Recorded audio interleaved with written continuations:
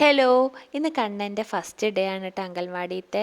അപ്പോൾ ഭയങ്കര സന്തോഷമായിട്ടാണ് കേട്ടോ ഞാൻ ആക്കിയത്. കാരണം അവൻ അവിടെ നിൽക്കുമെന്ന് എനിക്കറിയായിരുന്നു. കാരണം അവനെ കേട്ടിരിക്കാൻ, അവൻ്റെ കൂടെ കളിക്കാനൊക്കെ ഇനി ചെറിയവർ വേണമെന്നില്ല, അവന് വലിയ ആൾക്കാർ അവനെ കേട്ടിരുന്നാൽ മതി കേട്ടോ.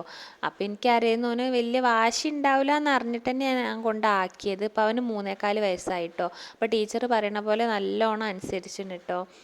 നമ്മളെ കസേരയൊക്കെ ഇട്ട് കൊടുത്ത് അവിടെ പോയി ഇരുന്നു, ബാഗ് കൊണ്ടുവെക്കാൻ പറഞ്ഞു, കൊണ്ടുവച്ചൊക്കെ നല്ല കുട്ടിയായി ചെയ്തിട്ടുണ്ട്.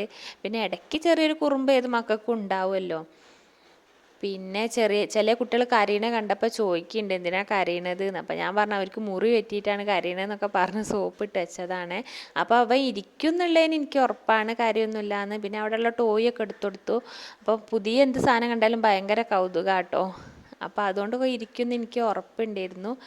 പിന്നെ ഞാൻ അവനെ ആക്കി പോന്നു. അപ്പോൾ 1 മണിയൊക്കെ ആയപ്പോൾ ടീച്ചർ വിളിച്ചിട്ട് പറഞ്ഞു ഒന്നും കഴിക്കില്ല, പാലും ഇഡ്ഡലിയും ചോറൊക്കെ കൊടുത്തു നോക്കി, ഒന്നും തിന്നണില്ല. കാരണം ഞാൻ കൊടുത്താൽ മാത്രമേ അവൻ കഴിക്കുള്ളൂ എന്ന് എനിക്കറിയാം. അപ്പോൾ വിളി ഞാൻ പ്രതീക്ഷിച്ചിരിക്കുകയായിരുന്നു. കുഴിച്ചിടേ എന്തിനാ?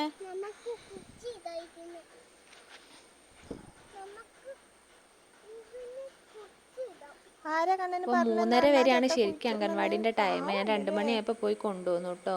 പിന്നെ പോയി വരുമ്പോൾ ഒരു അണ്ണാൻകുട്ടി ചത്ത കിടക്കുന്നുണ്ട്. അപ്പോൾ കുഴിച്ചിടുക എന്നൊക്കെ പറയുന്നുണ്ട്. അപ്പോൾ ഇത് എവിടുന്നാ പഠിച്ചതെന്നൊന്നും അറിയില്ല. ചത്ത കുഴിച്ചിടണം എന്നൊക്കെ എൻ്റെ കുട്ടി പഠിച്ചിന്.